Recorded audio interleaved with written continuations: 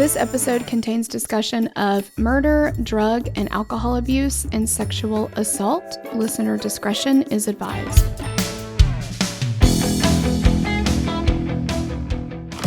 On September 21st, 2004, a man was arrested in Mobile, Alabama for the murder of 43-year-old Lisa Marie Nichols. Lisa had been found shot to death in her home, which was then set on fire. 32-year-old John Paul Chapman was taken into custody, but detectives quickly found that the man was actually Jeremy Bryan Jones. Jones was a fugitive after fleeing Oklahoma when his bail was revoked. More concerningly, Jones had been arrested under his Chapman alias 3 times and was released each time. Once he was in custody, Jones confessed to over 20 murders. How many people had this man, once described by ADA John Furman as a low-rent Ted Bundy, actually killed? And could any of them have been prevented if Jones's real identity had been discovered earlier?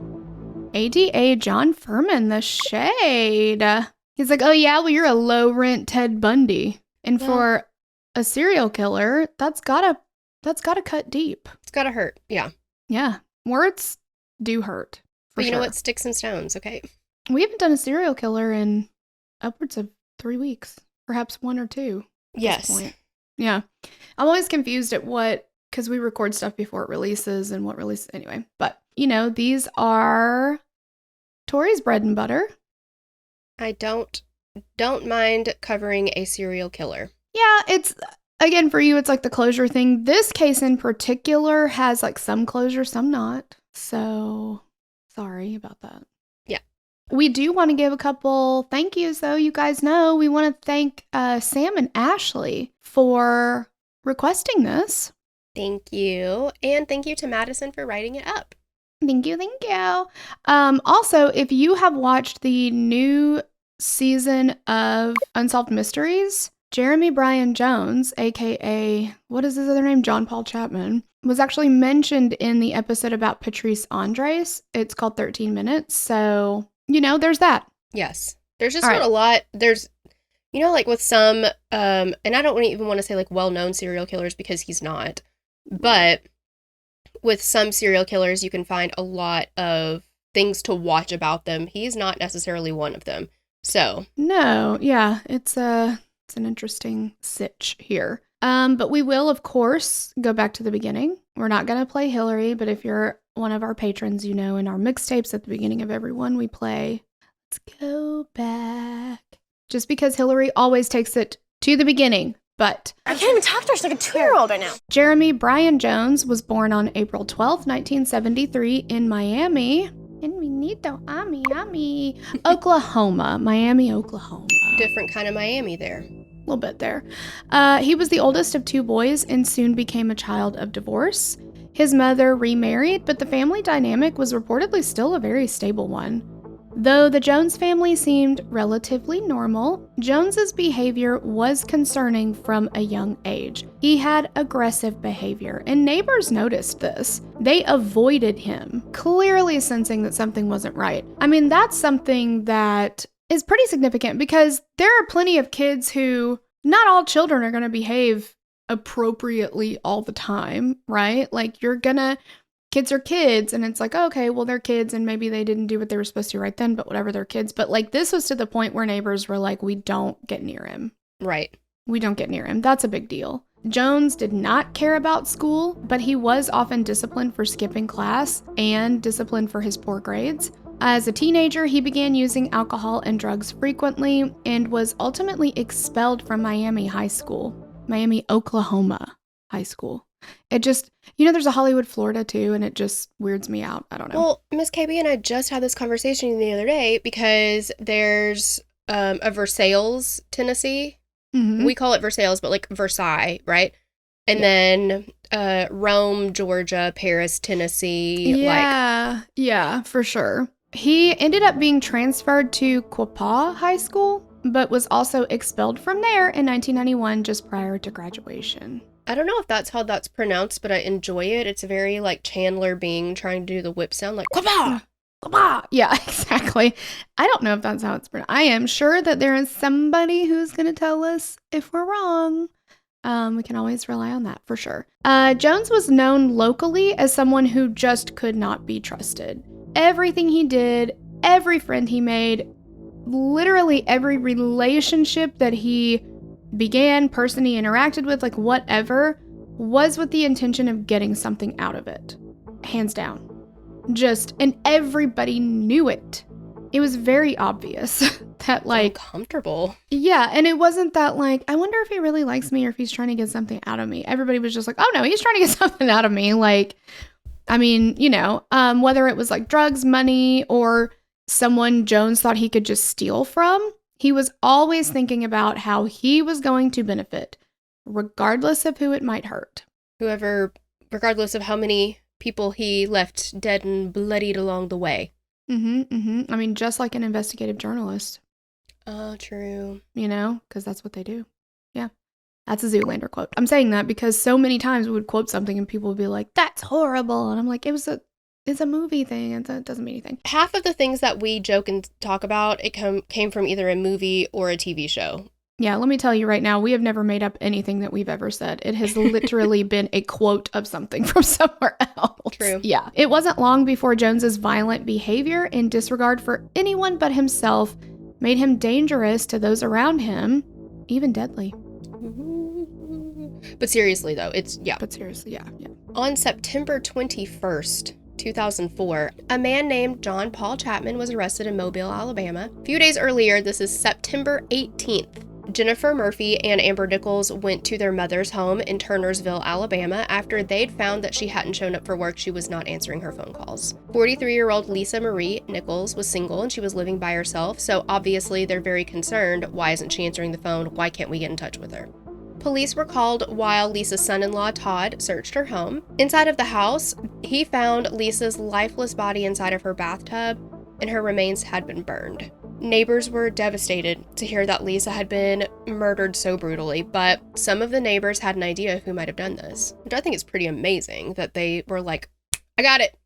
Exactly. Yeah. As investigators looked through Lisa's home for evidence, they found 3 .25 caliber bullets lodged into one of the walls. Neighbor Mark Bentley told police he had a gun that may match those bullets and immediately turned it over to them. Investigators found that the gun had been fired recently and it did match the bullet casings found in Lisa's wall. Which also, sorry, that's another thing. Like, if hey, I have a gun that'll probably match those, a lot of people would not want to come forward with that immediately, at least, because they wouldn't want police to be like, well, it's your gun, so obviously you did it. Like, and that's a valid concern. I mean, it does happen. Oh, yeah. This investigation just went, I mean, honestly, you'd think once we tell you all of the mishaps that have happened over the course of this guy's life, one of them had to go right, but like, this one we really had did. people coming forward with information, the right information. We have the gun now, like super cooperative, like all those things. The police believed them. Yes. Right. The police actually followed the evidence and all that kind of stuff. Mm-hmm. They found an empty Bud Light can in one of the rooms in Lisa's home, and fingerprints were lifted from the can, and neighbors gave investigators the name of a man who could have murdered Lisa, and his name was just known as Chapman. On September 15th, just a few days prior to Lisa's murder, Mark Bentley and his wife Kim hired John Paul Chapman to help with some construction and renovation work. In exchange, the Bentleys let Chapman stay in their trailer with Mark's cousin, Scooter Coleman. Coleman told investigators that he'd accompanied Chapman into the Bentley's house to find a radio and some batteries, and then Chapman found the .25 caliber handgun in the house, and he was like, I'm gonna take that. It's mine. Because, and he had a reason for taking it, he said, he wanted to protect himself from looters after the hurricane. This is Hurricane Ivan. The following day, well, and here's the thing though, and I can understand if that was the actual reason you want to protect yourself from whoever, I don't know, intruders, looters, whatever. You can't just go around stealing shit that's not yours though, Chapman. Right. Yeah, it's like, okay, I get that you would like to have a gun for this reason, but you can't just walk into somebody else's house and take their, like... Not finders keepers, you little idiot. So the following day, the family, along with Chapman, was outside working on a house and doing repairs that had been caused by the recent Hurricane Ivan, and Lisa, who had returned to the area while she waited for the hurricane to pass. Chapman reportedly overheard a conversation where Lisa mentioned that she was single and living alone. That she should be able to say that, but exactly. And it's just so, and these are people that she knows. So it's not like she's like somebody's passing her on the street and she's like, hello, I live alone. I'm single. I don't have any, like. Right. She's talking to people that she knows and she trusts. By proxy, she trusts this man at least somewhat because he's been hired by somebody that she, it's like you give out one piece of information and you don't know that it's just signed your death warrant. Mm-hmm. Ugh. The next day, the group continued repairs in the yard, and Kim Bentley left the house with her children, leaving Mark and Chapman a case of Bud Light. Several hours later, Mark left the house to get dinner. After returning home, Mark heard some strange noises through an open window along with the smell of gasoline. He looked through his yard and found Chapman walking around with 4 cans of gasoline. Chapman explained that he was going to use them to put gas in his car, and by now, Mark had become suspicious of Chapman and told him that he could not use his gas cans. And the 2 men then went to bed. How many cans of gasoline? Okay, and I just legit don't know this information, but like how many cans of gasoline do you need to fill up your car? So even if you like to put gas in your car, I guess you don't necessarily need to fill it up. You just need enough to get you to a gas station, hopefully. Right. But when somebody breaks down on the side of the road and they walk and they go get a gas can, they usually come back with just one, right? They don't buy 4 of them. Well, yeah, and it honestly depends on how big the gas can is, right? Like, they make different sizes. We don't know how big the gas cans were, but you really don't need 4. That's suspicious all by itself. Like, What are you doing? It seemed like Chapman was very likely the person behind Lisa's murder. During the Mobile County Sheriff's Department's search for Chapman, they shared his information with neighboring jurisdictions. The Missouri Attorney General's office noticed that they had an inmate at their prison with the same name, birthday, and social security as the man that Mobile was searching for. Sheriff's deputies immediately went to speak to the man in prison to find out what was going on. The imprisoned man's mother admitted that her son was the real John Paul Chapman. She sold her son's identity to a man in 2000 in Joplin, Missouri, and the man's real name was Jeremy Bryan Jones. She sold her son's identity. I don't have a crystal ball. And I don't see myself ever selling my children's identities, just in general. Yeah. However, when they're currently still using them, it's like, hey, Mom, I wasn't done with that. And also, it's mine. Yeah, could you not? Like, I'm still actually using that. Like, I don't know. Look, I just want my identity back, all right? All right, so fingerprints were obtained from the Miami Police Department in Oklahoma, and it was confirmed that the man who'd been arrested in connection with Lisa Marie Nichols' murder was not John Paul Chapman. This was Jeremy Bryan Jones. So, obviously we need to figure out how the hell that happened, but detectives' first priority is figuring out what happened with Lisa. So Jones initially claimed he's innocent. He hadn't had anything to do with the Bentleys, Lisa's murder, or anything that had happened in Mobile. Detectives told him that they found his fingerprints on the Bud Light can at the scene and that the Bentley's gun was the murder weapon. And they were like, so like, what about all that stuff? And he was like, okay, all right. I might have been with Lisa. I have met her, okay? So he said that he was invited to Lisa's house. The 2 used meth together and then they had sex. He said afterwards, Lisa started complaining of chest pain and cramps, and then she died in her bathroom. Totally without his input whatsoever. It just sort of happened, you know? Sure, yeah. Then that stressed him out, right? I mean, it would. If you're hanging out with somebody and they fall over dead in their bathroom, you would be like, oh my gosh, this is a stressful situation. So he did what any reasonable person would do. He shot her 3 times in the head and then set her body on fire. 'Cause stress. Okay. All right. Okay, Dan. So about a month later, he ends up changing his story. Now he admits to breaking into Lisa's home. He said he held her at gunpoint while he attempted to sexually assault her. However, he was unable to get an erection, which is clearly her fault, so he shot her. Oh my gosh. But I mean, this makes more sense. It does make more sense. What is it that we heard in the Murder at Bighorn? Yes, I always want to call it something buffalo. There's nothing more dangerous than an insecure man. Mm-hmm. Like, first of all, obviously you're attacking somebody. You're doing something you shouldn't be doing. He's trying to sexually assault her. And now he can't get a boner, so she has to die for it? Apparently. Oh my gosh. Shortly after, he ends up changing his story one more time, claiming that Lisa had tried to flee, and then he accidentally shot her 3 times in the head. And then he panicked after he shot her, and so he set her on fire. I feel like his order is a little wrong. Like, first of all, the first story is consensual. Everything was fine. We were doing all kinds of stuff together that she invited me over for. Then she just dies unexpectedly. So, you know, Can't help the that. natural reaction is to shoot her and then set her on fire. Sure. Then I think that's when you go with, all right, I did break in, but she tried to flee. So that's when it was an accident, but then I shot her. Why would you go all in and then be like, no, wait a second, wait a second. Yeah, something didn't go according to plan, and so I deliberately shot her. Mm-hmm. And then after that, he's like, well, you know what he did? He was like, should have said it was an accident. So later he's like, actually, do-over. Forget what I said before. Right.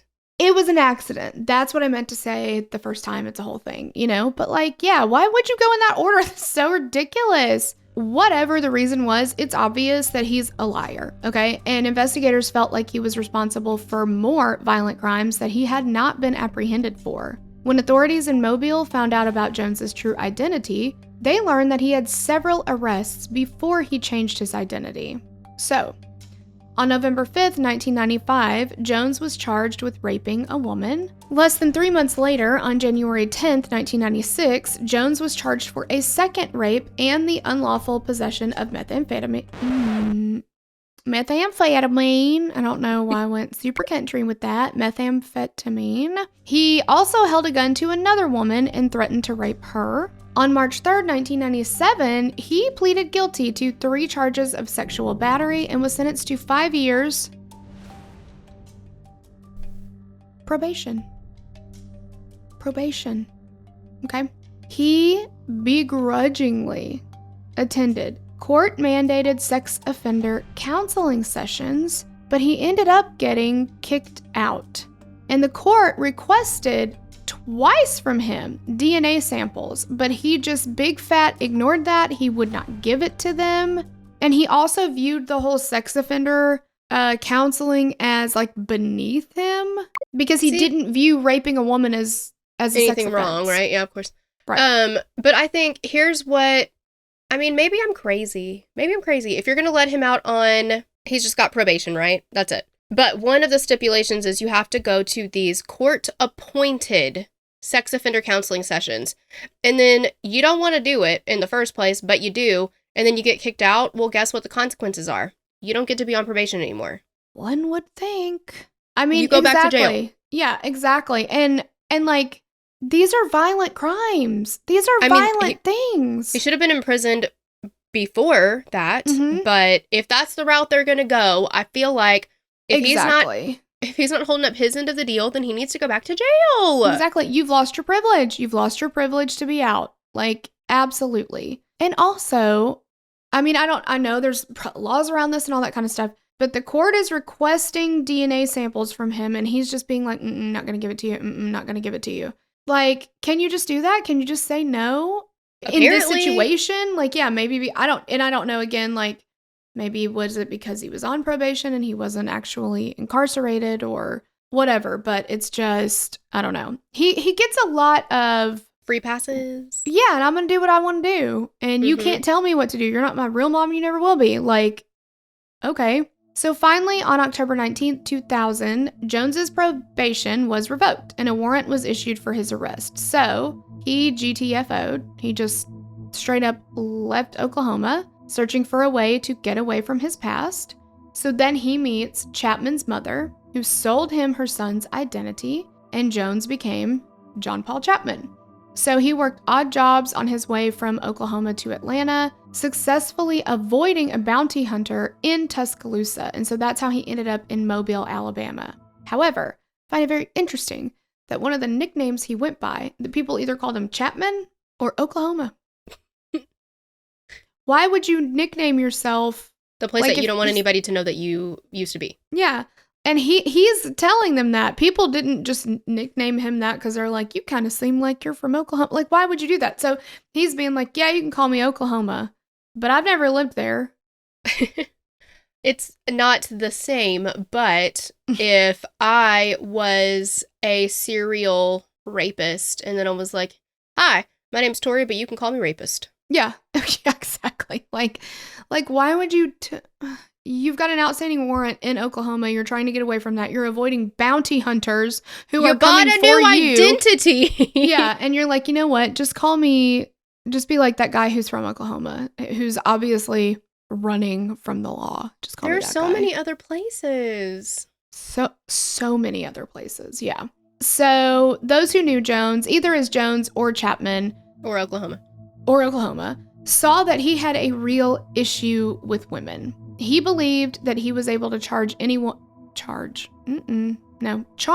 woman, get exactly what he wanted, but at the same time, it seemed like he really hated them. He was very derogatory about women. I read that one of his favorite jokes that he would tell, because people who knew him said that he said this often, and it's the, what do you tell a woman with two black eyes? And the punchline is, nothing, you done told the twice. Like, if you are a human being who thinks that joke is funny, there's something, you've got a bad spirit. And that's all there is to it. Torella, that's harsh. I don't like to say stuff like that. Well, but it's true. Like, so that's the kind of attitude he had about women, right? In a later interview, Jones referred to himself as, quote, a likable guy. I'm just the guy next door. If the guy next door is a perverted, then sure, yeah. Who, and you know what? I'm just going to come after him for everything. Yeah. Who can't get it up, so. Oh, yeah. You know that hurts him deep. Exactly. It's not normal. It doesn't happen to every guy, and I can't remember. It is a big deal. I knew it! Now, we don't know what they were talking about. That's what it sounds like. Anyway, so now Jones was finally identified correctly, and now he's in custody for the murder of Lisa Marie Nichols. It wasn't long, though, before detectives started connecting him to other crimes, either from tips or from Jones actually just big fat confessing. Oh, so back in 1992, Jones moved to Baxter Springs, Kansas with his girlfriend at the time. And the fact that he had so many girlfriends, I'm like, but you hate women. You hate them. Absolutely hate them. Yeah. But, I mean, people's needs, you know what I mean? Like, they gotta be met. Oh, yeah. Must. Because dinner's not gonna cook itself, okay? Exactly. Yeah. But, okay, so they moved next door to an engaged couple, Jennifer and Justin Judd. Justin and Jones had actually attended school together at one point, and Justin recalled that as soon as Jones and his girlfriend moved in, they started fighting a whole bunch, and it didn't seem like they ever stopped. And Justin and Jennifer ended up calling the police multiple times because of their neighbors fighting, but it never really did anything. On May 2nd, 1992, Jennifer and Justin finally tied the knot. The two were high school sweethearts, and their families were so happy to see them walk down the aisle together. On May 11th, Justin became worried when his wife didn't bring him lunch at work. He drove home at 2:30 p.m. hoping that Jennifer had just big fat forgot, everything was fine, she's safe. When he walked inside of his house, he saw his bagged lunch and Jennifer's car keys sitting on the counter, and Jennifer was laying on the floor in a pool of blood. The 20-year-old brand new bride had been stabbed to death in her home. There was no evidence of sexual assault or having been bound. Jennifer had defensive wounds on her hand, and the knife handle had been broken off, but it was never located. Mobile County Sheriff Birch spent several hours questioning Jones about multiple murders after his arrest for Lisa's murder, and Birch said that Jones knew things about Jennifer's murder, including the location of her body and exactly how the duplex was laid out. He'd watched her husband leave for work that morning, and Jones reportedly confessed to her murder while being interrogated, but later recanted his confession. He was never formally charged with Jennifer's murder, even though detectives believed that it fit his pattern of murders and he was likely responsible. And I mean, he literally lives next door. And it's something that old, I don't know, Limp Oklahoma would do, you know what I mean? But oh yeah, I like that one. That's a good one. Thank you very much. Yeah. Thank you. Also, I just wanted to, this might be another trigger warning for you guys. It was one for me. We're going to get into a confession killer Henry Lee Lucas type of situation. So, yes. Yeah. Oh, my saddle gosh. up, puppies. Yeah. I know. I was like, this is the next confession killer for sure. Mm-hmm. So Jones also confessed to the 1996 murders of a couple in Delaware County, Oklahoma. 38-year-old Daniel Oakley and 41-year-old Doris Harris. They'd been shot to death and their mobile home was set on fire. Another man, Dennis Ray Honeycutt, was arrested after being found driving Oakley's vehicle. Fingerprints found on scene belonged to the arrested man and 2 others. There were reportedly other finger and palm prints found that did not match any of the 3. Jones said he broke into the couple's trailer, he robbed them, and then he shot them to death before setting the trailer on fire, which is kind of like, feels like his MO. Like, setting the scene on fire after he leaves. Honeycutt was never charged with the murder and continued to deny involvement, and he ended up dying in 2006. And then, of course, Jones later recanted this confession. 19-year-old Justin Hutchings was found dead in Pitcher, Oklahoma, following a drug overdose. Jones said that the 2 drank together at a nearby bar, both becoming extremely intoxicated. And then he said that he purposely injected Hutchings with a massive amount of methamphetamine and another chemical. This also feels very confession killer, where when the one guy does his press conference and he's like, Henry Lee Lucas used his bare hands, wires, shoelaces, tire tools, this kind of tools, that kind of tool. Like listen to what you're saying. It's not very often that you have a serial killer who is killing by multiple. Yeah. And every single one of them is completely different. Like, different weapon, different motive even, different, like everything. Well, there is a reason why we have the term MO. Exactly, yeah. Jones then confessed to a quadruple murder that seemed to fit with his MO. In December of 1999, 40-year-old Danny Freeman and his wife, 38-year-old Kathy, were found shot to death inside of their mobile home in Welch, Oklahoma, which had been set ablaze as well. Their 16-year-old daughter, Ashley, and her best friend, Laura Bible, were missing. We did cover this case in a mixtape in May of 2021 if you want to hear that full story, but he confessed to this as well. Jones said that Danny owed him drug money, so he went to the residence to collect it. He said that he ended up shooting Danny and Kathy, but he was shocked to find Ashley and Laura in the home too. So then he said he had sexually assaulted one of the girls, then shot them both, dumping their bodies into an abandoned mine shaft in Kansas. Officials searched this mine shaft, but they found absolutely no sign of the 2 teenagers. Afterwards, surprise, surprise, Jones recanted this confession. Years afterwards, it was determined that 3 different men were responsible for the murders. 2 of them were already dead, but the one who was still alive was sentenced to 10 years in prison on the charge of accessory to the murders of Kathy and Danny. He told them where to find the girls' bodies, but detectives found nothing.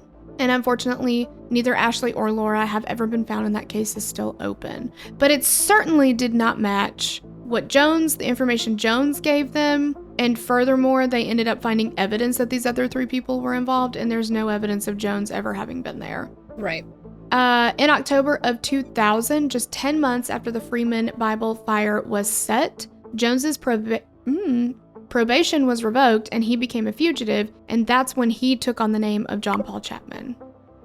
On Halloween night in 2002, Jones reportedly ended up at a bar named Gibson's in Douglasville, Georgia. There was a Halloween party going on. Everybody's in costume, drinking, having fun. Around midnight, 38-year-old Tina Mayberry stumbled back inside of the bar, bleeding from multiple stab wounds.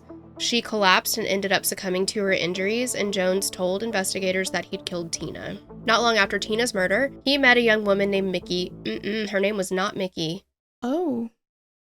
Vicky. It's Vicky. It's Vicky with a V. It's your own nickname, Vicky. That is not my nickname.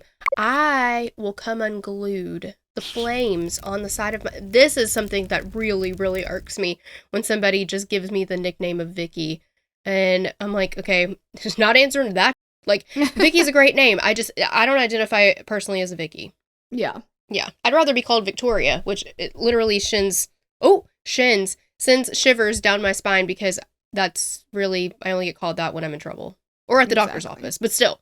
Her name was Vicky Freeman, and she described him as, quote, kind, gentle, and very loving. Clearly didn't know him very well. The two began dating and eventually moved into an apartment together in Villa Rica, Georgia. Jones seemed normal to Vicky and their neighbors. He barbecued, he made friends with the neighbors, he even introduced himself to everyone who lived nearby. He's like turning over a new leaf, apparently, right? Mm-hmm.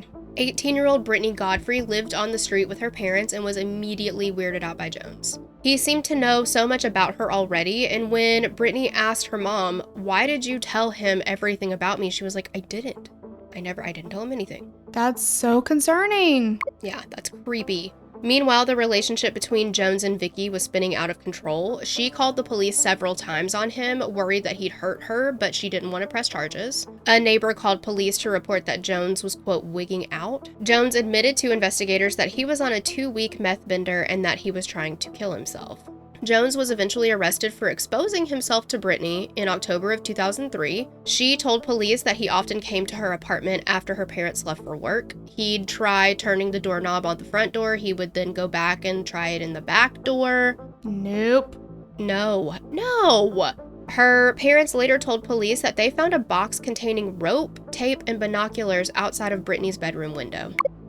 So he's just like keeping stuff there because he's going to be there often enough. He knows he's going to use it. Like, Yeah. Are you kidding me? Oh my gosh. What a disgust. He is a complete disgust. So Jones later said that every time he was apprehended, he worried that his true identity would be discovered, but John Paul Chapman continued to make bond and be released. On February 14th, 2004, the body of 47-year-old Catherine Collins was found in a vacant lot. She'd been raped and stabbed to death in New Orleans, and Jones later confessed to murdering Catherine. 2 months after Jones was arrested as Chapman and released just after, in March of 2004, 16-year-old Amanda Greenwell disappeared from her mobile home in Douglasville, Georgia. Amanda lived in the Arbor Village Mobile Home Park, just a few trailers down from Jones and his girlfriend, and then a month later, Amanda's decomposing body was found in a nearby area of the woods with a broken neck and several stab wounds. On April 15th, 2004, 38-year-old Patrice Andres, I forget, is that right, Andres? Yeah, I think so. I said Andres, I think. Okay.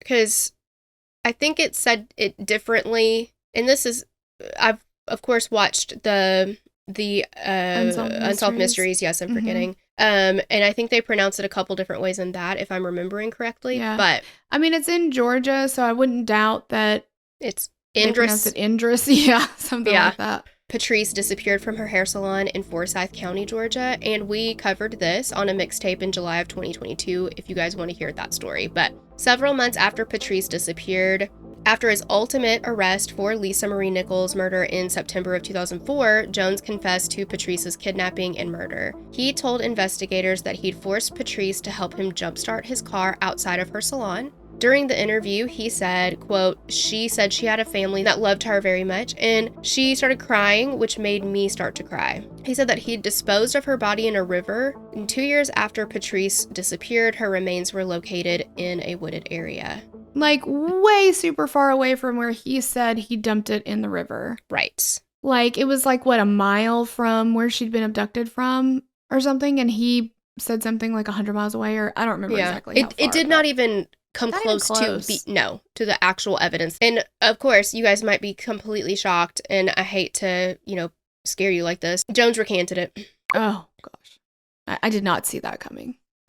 Right.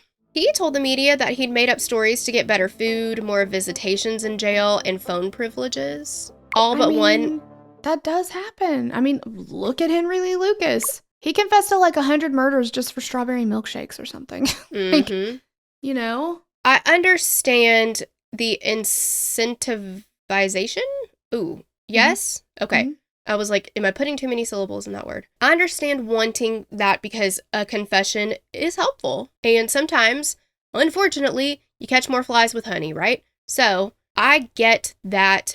However, it's also a good way for people to confess to things that they didn't do just because they're like, well, I mean, if I'm going to get, 3 cheeseburgers instead of bologna sandwich, then I'm going to do it, Well, yeah. And I mean, if you think about that, like, I'm not saying that anyone who's in prison has the equivalent of a brain of a child. But I mean, if you just like think about it, you know, if you tell a classroom full of kids, anytime you tell me that you've done something wrong, I'll give you a bag of Skittles or whatever.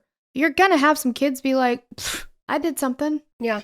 And just make it up just so they get the Skittles. Like, phone privileges are really hard to come by. The meals, you know, you get what you get and you don't throw a fit when you're there. But if you're getting like specialty stuff, I mean, what do they give Israel Keys? They got him Americanos and like chocolate bars and cigarettes and like, you know, just to keep him talking. Like, I understand. Well, like and Henry Lee Lucas, he got a to lot get of that cigarettes information. too. So yeah, he did, yeah, and he got to leave all the time because they would take it. Like, those are things that are huge when you know you're going to be in jail for a super long time. Yeah. And like, what does he have to lose? He's already been charged with a murder. Well, absolutely. And I just think that like it's interesting to me that police and maybe some of them do, maybe they don't. I don't know. But we've seen it enough to where I feel like it's got to be a little bit of a problem at this point. Like, use the old nog and just be like, man, is this helping or hurting the investigation at this point? Well, and yeah, and obviously they're supposed to be looking at these confessions and being like,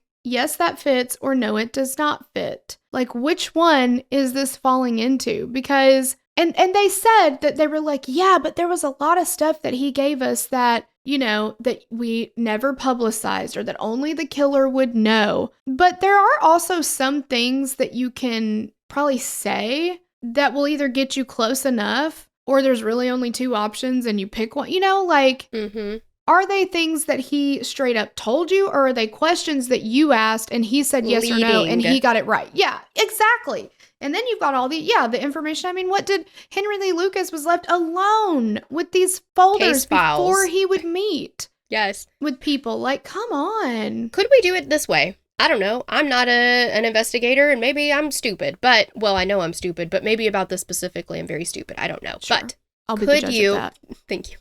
I haven't even told you yet. But could we say, hey, go Oklahoma. Yeah. If you tell us something and it checks out, then you will get. If you keep on wasting our time with this, you ain't getting it. Exactly. You know, hindsight is 50-50, as they say, you know? Well, so I think now these investigators are like, that probably was a better idea. That probably would work better. I think you'd get a better result. I don't know, though. I'm just saying. So exactly. Yeah, you can't just like give them everything they want just for talking to them. This guy can talk, no problems, you know? Ooh, yes, lots and lots and lots of talking. That must be painful to listen to. But all but one investigator marked Jones off their list of suspects, but the remaining investigator strongly believes that Jones knew things about Patrice's murder that only the murderer would have known. But again, okay, but that does not, he might have just guessed it right or whatever. It still doesn't. Anyway, Patrice's murder remains unsolved. And that might have come as a shock to you, even though it was on Unsolved Mysteries. Yeah, I did not put those two together. The unsolved part of it, I didn't. I thought we closed it. But there have been several suspects in Patrice's murder after an episode about her case was aired on that same Unsolved Mysteries, and suspicions grew around Patrice's husband. Jones's name fell to the wayside in regards to Patrice's murder. On June 15th, 2004, Jones was arrested again for possession of methamphetamine, marijuana, obstruction of justice, and possession of drug paraphernalia. He was again released. Just over 3 months later, Lisa Marie Nichols was found shot to death in her home. I am not advocating for locking people up because of possession of drug paraphernalia or drugs. It is just interesting to me how many times he just got probation, he was just released, like he's fine, let's let him go. And there are so many people who have gone to jail for these types of offenses and were not violent criminals. But he does have a violent component to his crimes. Well, and some people, it was their very first offense and they got significant jail time. Exactly. It just, make it make sense. So one of the biggest questions that plagued investigators and the families of Jones's possible and confirmed victims was how was he released back into the public 3 times? And it's believed that during that time that he killed at least 4 women. There's a simple answer for this question. The FBI said that the error occurred within their Integrated Automated Fingerprint Identification System, AFIS. I am proud of you for not missing any of that. I don't know how it happened. It will never happen again. It just, sometimes you just fly right through it, don't you? So when Jones was first arrested as Chapman, his fingerprints were run through the system, and an error occurred. His prints were not connected with his prior crimes and the name Jeremy Bryan Jones, right? So at this time, they made a new profile with these prints. So we already have them over here under Jeremy Bryan Jones, but we didn't put that together. So now they're like, oh, prints are on the system. Let's make a whole new profile for him. So they made a new profile with John Paul Chapman in these prints. So then each time he's arrested again, the prints were put in to see if they came up with matches. Here's my question, okay? And it just registered with Chapman and not Jones. But here's my question. There is software that has a lot lower stakes than this that have duplicate detection technology. So even at hair salons or places where you might just go to get, like I've run back-end admin in salons, spas, medi-spas, plastic surgery offices, all these things. Every single one of these softwares, if you try to put something in with the same data points, it will say, hold up, girl, I think you already got that here. We've already got somebody with that birthday. Like, just make sure it's the same birthday and the same phone number. It's the same, whatever. Right. Hey, you guys, every single one of those data points for these prints is already registered on another name. Just double check that. Make sure that you don't somehow have two people with the exact same fingerprints. Just double check this. But that didn't happen either. So not only did they continue to put these prints in, and they never registered to Jeremy Bryan Jones, which they should have at least 3 times that we know of. Their system also didn't flag that, like, hey, these prints are already in the database somewhere now that you're adding them. Well, and yeah, that's the thing, because I still have feelings about it, because certain things, it's like, you know how we've talked about it before, where it's like certain jobs you can make a mistake, and people do, they make mistakes. People do all the time. There are also certain jobs where, unfortunately, if you choose that job, being a brain surgeon, you really can't make mistakes, like certain mistakes, you just can't make them. You literally cannot be like, oh man, I had a bad day. You can have a bad day if you're a quarterback on a football team. Because nobody's life is in the balance there, right? Yeah. Some might argue, depending on who you talk to. You can throw interceptions as a quarterback, but you can't throw the equivalent of interceptions in brain surgery. And the FBI said this wasn't even a human error. It's not like they said, look, humans can't be perfect all the time or anything like that. They said this was a problem with the program. But the FBI Supervisory Special Agent Joe Paris said, quote, the system makes 50,000 fingerprint comparisons a day with a 95% accuracy rate. Nobody did anything wrong. We can't make systems work 100% of the time. There was no lapse. There was no inattention. It's just that the system missed it. But 3 times, I could go as far as to buy the 1 time. I could say it. Yeah, sure. 1 time. Yeah. Whoopsie. My computer sometimes doesn't want to start up an application, and I'm like, are you fucking kidding me right now? And it pisses me off, but I'm like, you know what? Computer, you've worked pretty hard, and sometimes it's just not going to work. I'll give it a beat and then I'll come back and try to do this later. Sure. Because that shit happens. I get it. Especially if it's a Monday. But first time, all right, I can buy that. 2 more times? No. And it didn't identify the duplicate of the same prints either. It's not like it was just the same name. Lots of people have the same name. It's not like it was just the same birthday or whatever. Like, there are some data points that need to be unique. A social security number should flag you, and fingerprints should flag you. Yeah, because otherwise, what is the point? Exactly. And it's you missed it 3 times with the same one. Now, if you miss something like that with 3 of them on the same set of prints, I would call into question the 95% accuracy at that point. Thank you. I'm like, if you're telling, because that just makes me wonder how many other prints have they put through this system and it's not registered what it was supposed to. Like, that's pretty scary. It's not something, 95% and I'm not asking to like go above and beyond science or anything. I just think that, like you said, there are some things that you just got to get it as tight as you can. And 95%, if this is what happens with 95%, ain't cutting it, because that's 4 additional lives that could have been saved. Mm-hmm. At least. Yeah.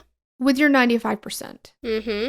Come on. And like, how slippery do you have to be? Like, well, I don't know. And I hate to say it like this, but I think hopefully you guys will understand what I mean.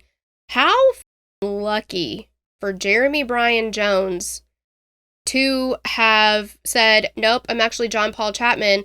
And then, because that could have been the moment where the jig is up, right? But it didn't happen. So he got to just keep on being John Paul Chapman. You know, every time when he got arrested and he was like, this is it, they're going to figure out that I've got a warrant out in Oklahoma. And then they come back and they're like, all right, Mr. Chapman. And he's like, oh, they don't know. Oh, shit, it worked. And then it happened 2 more times. Mm-hmm. And that emboldens criminals. Exactly, 100%. And Jones's victims were not limited to those who were close to the people that he'd murdered. The people who he'd been taken in by felt incredibly betrayed too. So like the Bentleys who housed him in Alabama when he murdered Lisa Marie Nichols, they said that they'd never trust anybody the same way again. Understandably so. I mean, it's not their fault, but when you get burned that bad by somebody that you trusted. Yeah, exactly. Another person who'd provided Jones with housing said that he couldn't believe who he really was, and he called him a monster. He also theorized that Jones enjoyed making confessions, whether they were false or true, and he felt like, well, they make him feel powerful. He holds all the cards in that situation, right? Because you need me for this information, so I hold all the power. Mm-hmm. Ugh. Well, and I don't think he's wrong about that, but... I don't either. While in custody, Jones confessed to killing at least 8 women in Atlanta, including 5 sex workers, and eventually that number rose to 21 people in 5 states. He drew maps of locations where he said he'd committed crimes, and now that Jones was in custody, it seemed like he just could not shut his pie hole. At all. His court-appointed attorney, Habib Yadzi, was adamant about all of the confessions being dismissed. He said, quote, he will talk to anyone and confess to anything if they let him talk to his mother and girlfriend for hours. He's getting fancy lunches with crab claws and dinners and drinks. Then he'll later say it's all false. And he was agreeing to interviews with media outlets, eager to talk to anybody about what he had quote unquote done. Now, Jones's girlfriend, her name is not Mickey, it is Vicky Freeman, stood by his side. She did not believe that he'd hurt anyone, and she said that Jones was, quote, caring, considerate, loving, gentle. He's a wonderful man. Which is something that she had said before. I think she expanded on a little bit, but is she forgetting that she had to call the police on him because she was worried that he was going to hurt her, physically hurt her? This is very much he's a great boyfriend. He's a loving person, as long as he's not abusing me. When he's not abusing me, things are great. But that is part of the makeup now. Absolutely. And she said, yes, she had been physically abused by Jones in the past, but he always made up for it. Mm-hmm. And what is it? You can't pull the piss out of the pool. It's all mixed together. Yes, exactly. Jones's murder trial was set to start in August of 2005, but was delayed due to his attorneys requesting a mental evaluation. And though it was found that Jones did have some mental health issues, he was found sane enough to stand trial. On October 19th, Jones went on trial for the murder of Lisa Marie Nichols. He said that one of Lisa's neighbors was responsible for her murder and that he had nothing to do with it. This conflicted with other statements that Jones had previously made, recalling how he'd assaulted Lisa, shot her to death, and burned her body while high on methamphetamine. He said, quote, it was like a nightmare. I was in a movie. I was higher than I'd ever been in my whole life. The trial lasted for 1 week, and the biggest pieces of evidence against Jones were his confession, his fingerprints on the beer can, a handgun used to murder Lisa, and DNA evidence confirming the blood stains. Jones had blood stains on his clothing, and that matched to Lisa, and he still was like, that guy over there did it. His confessions weren't only heard by law enforcement, but also a jailhouse phone call when Mark Bentley, Lisa's neighbor and the man who'd housed Jones when he murdered Lisa, confronted Jones over the phone about the evidence against him. Jones admitted that he'd murdered Lisa while high on meth. Well, and also, he called Vicky when he got down there, because he got down there before she did, and he was like, yeah, I found work. I think this will be a good place for us to live. Let's move in here, whatever. And so the police were able to trace that call, and he called from Lisa's house, from her phone, the day before she was killed. And he has a history of stalking women. Uh-huh. You know, Absolutely. like he clearly, everybody can account for the fact that she was not letting him stay at her house and use her phone. Mm-hmm. Like, the jig is up, dude. Yeah, exactly. The jury ultimately found Jones guilty of capital murder in the case of Lisa Marie Nichols. The Mobile County Prosecutor's Office wanted the death penalty, and Jones's attorneys asked for life without parole due to Jones being reportedly, quote, intoxicated and mentally impaired at the time of the murder. On December 1st, 2005, Jones was sentenced to death. Now, while Jones has been charged with the murders of 16-year-old Amanda Greenwell and 47-year-old Catherine Collins, the charges were actually dropped after Jones's conviction, due to lack of evidence. Jones's girlfriend, Vicki Freeman, said that she was with him at the time of Catherine's murder, as well as when Patrice had been abducted. During the punishment phase of Jones's trial, Jones revealed that he had been diagnosed with hepatitis C about 4 years prior. Hepatitis C is a viral infection that attacks the liver, sometimes leading to severe liver damage. He said that he'd asked for medical attention for his diagnosis at the jail, but that they refused. A spokesperson for the sheriff's office said that they were unable to comment on someone's private medical treatment, but that no inmate is refused medical care. In 2010, Jones's attorneys filed an appeal to overturn his conviction and death sentence. Attorney General Troy King and the Alabama Supreme Court declined to hear his appeal. His conviction and death sentence were upheld, and Jones remains in prison at Holman Correctional Facility in Atmore, Alabama. The Attorney General Troy King began pushing for the Lisa Marie Nichols Justice for Victims Act. This would mean that prosecutors could present evidence about a suspect's previous crimes even if they pleaded no contest. And no contest means that they didn't plead guilty to the crime, but they accepted a conviction by not denying the charges. Jones remains on death row in Alabama with no date set for his execution. He still seems to believe that they will find him innocent. Jones said, quote, "One day I'll be a free man. I'll write me a book and laugh my ass off." It's a bold move, Cotton. Let's see if it pays off. He doesn't actually have to be innocent to write himself a book and laugh his ass off. That's true. That's true. So, I'm just saying. Unfortunately, there hasn't been enough evidence to concretely tie Jones to any of the other murders that he's confessed to. Though he recanted most of them, he remains a suspect in several cases. And if you have any information regarding the unsolved murders mentioned in this episode, please contact the local authorities. And there you have it. Like you said in the beginning, some closure, but there's not enough for me to feel all the way great about it, but... Yeah, it's very like, and this does happen with serial killer cases in general, I guess, where like you've definitely got some evidence to tie them directly to some of the crimes. It's not uncommon for them to confess to things that they didn't do. Right. For whatever reason. And he was very, very, very, or I guess I don't know if his mother is still living, but very attached to his mom. The only person in his life that he seemed to have an actual emotional attachment to was his mom. And he would talk to her on the phone for hours and hours and hours. And the only time he ever cried or showed any remorse in any of the things is when he testified at his trial and his mom got brought up and he just sobbed for her. Like that came out. You could see how much he cared about her. And all of the rest of it, he's just like, whatever. Like, I don't know, man. I don't either, but that is what we know about Jeremy Bryan Jones. Yeah, and if you have any other, we like to give serial killers not fun names. I do like Limp Oklahoma, but if you have any other ones, just post them because they're fun. They're fun. Yeah, because these guys do not deserve like super cool names that make them sound like mysterious. Night Stalker or whatever. I don't know. I can't think of another one, but yeah, exactly. Yeah. But thank you guys so much for hanging out with us. We love you, and we will catch you on the next episode. Bye. Bye.